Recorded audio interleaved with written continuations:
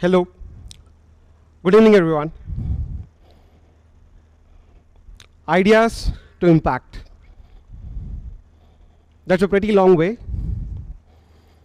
Let's hear it from my story.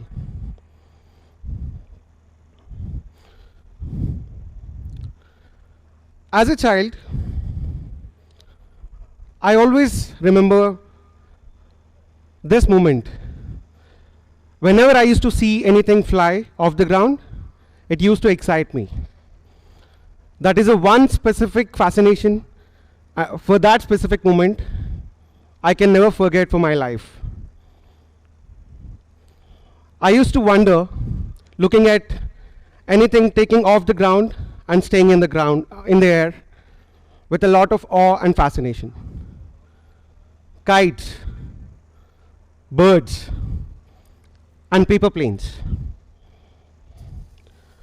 Not just that they are staying in the ground, but that is the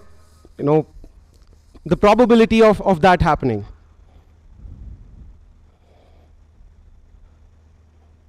It used to always amaze me looking at things taking flight and staying afloat in the air.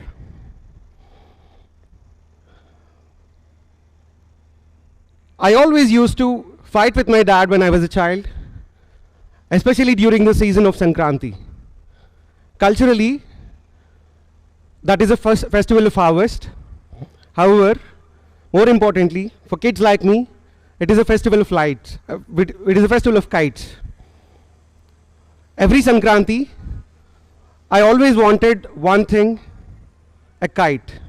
Not any kite, but a very specific kind of a kite which has the perfect balance and which has the perfect design. I used to always threaten my dad and throw tantrums at him, saying that I'll not eat festival sweets and I'll not wear the festival clothes if he doesn't buy me that particular kite. He always used to discourage me buying these because a paper which is destined to be torn away seems like a bad investment.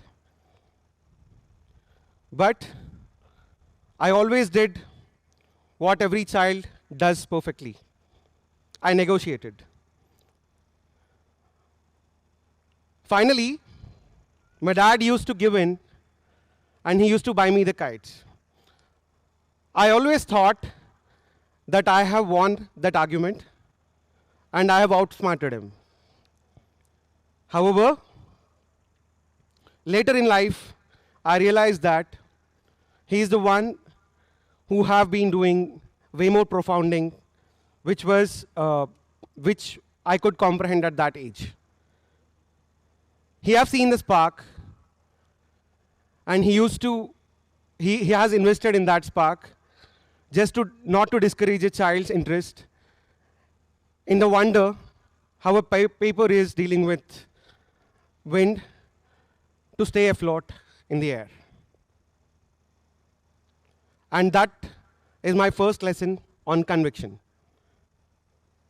Conviction is when you take stand for something which you like and you never would like to go back and listen to the world who is trying to discourage you.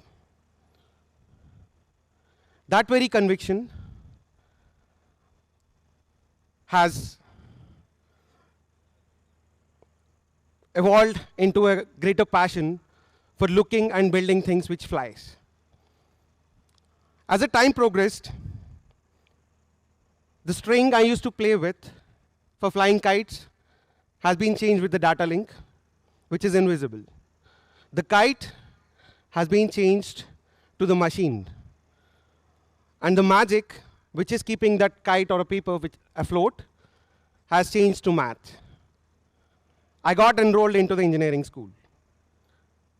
And believe you me, engineering has its own way to beat out romance of flying and to set the standards.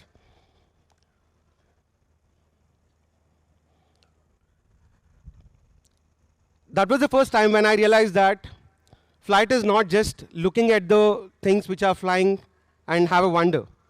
It is more of fluid dynamics, control surfaces, and pages and pages of differential equations, which never look like they are like a flight, or which never resemble the fluid motion of a bird in the flight. But yet, I kept going on. After some time, I never planned, but I ended up getting trained to fly military UAVs. The earlier craze or the passion for flying was just to look at the object which is flying in the air. However, these machines are way more different. They do fly, but they can also be employed and used to conduct missions. Missions in support of humanitarian activities, and also the missions to safeguard and secure the national borders. And from then, I understood that the idea has evolved, but the weight has been increased subsequently. Because while I was looking at the kite which was flying in the sky, and while I was looking at the unmanned aerial vehicle which is flying, the consequences were quite different. Loss is also dealt or had greater implications. Often, it is related to the human life, which kicks in the responsibility. I would like to tell you about one particular day which changed the definition of courage for my life. I was a trainee UAV pilot, and one day, it was a routine training sortie, until it was not.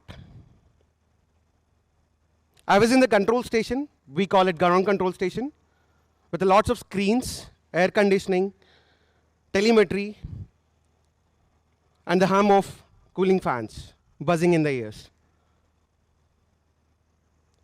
In that moment, I've seen telemetry spiking and temperatures rising. I realized we have started experiencing engine failure. Generally, as a security protocol, the safest textbook option is to crash or dump the aircraft in any open field, thus to reduce any damage or any security issues to the crew. But then, while looking at the map, I realized once open field has now turned into a semi-urban area. I felt or experienced fear for the first time in my life. This fear is not similar or common to the fear which I have experienced before. This particular fear is not the fear of failure. This is not the fear of being yelled at from the instructor or not even failing that exam. But that particular fear is a fear of consequence. The consequence of the controls in my hand may lead to certain repercussions which are irreversible. And the people down there might lose everything from somebody who is not, whose existence was not even known to them. I had very few seconds to decide whether to go ahead and dump the aircraft or to try and get it back to the base. which looks like impossible. While my instructor was watching me from behind, he was letting me experience all this weight. In a couple of seconds, I decided that I shall attempt an emergency landing back in the base. In that cool air-conditioned room, I started sweating. My mind was racing, but hands were steady. My mind was racing behind the numbers, airspeed.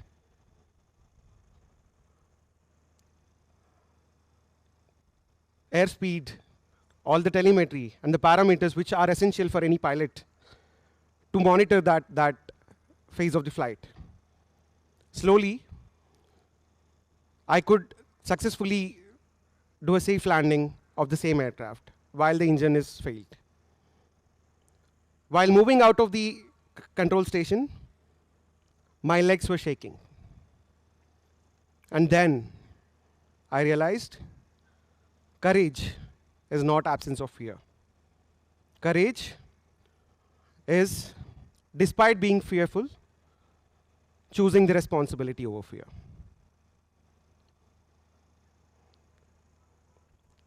Flying was never the hardest part of the training. The hardest part of the training is the military service as a whole.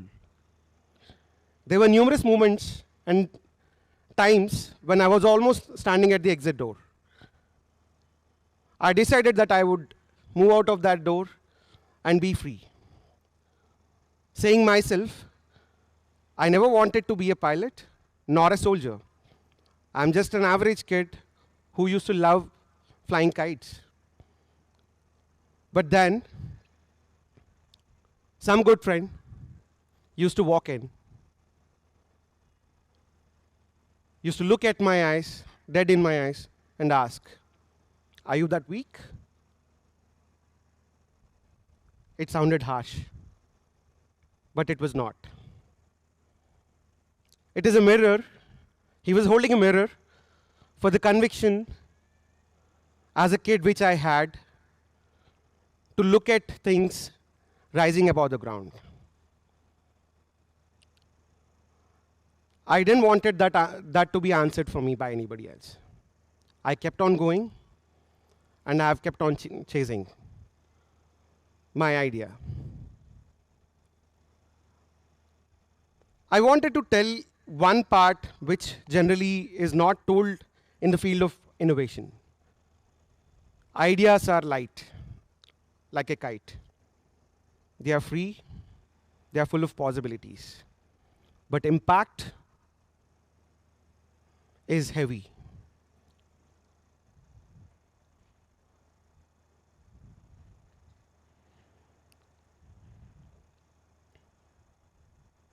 But the impact is heavy. It's coupled with responsibility and the realization that it is not you who is going to be facing the repercussions or the implications of your decision. It is someone else. Hence, the path between the idea to impact is not so simple. The path from the idea to impact has multiple phases in that. That curiosity or the idea with the conviction coupled with courage and persistence and having unquenchable responsibility towards that idea is when idea will be derived into an impact. And hence, this is for all the students and kids out there who are listening to me. Please preserve your idea and carry that idea effectively to make impact. And I suggest all the adults who are listening to me today to encourage and to not let that spark fade away. Thank you so much.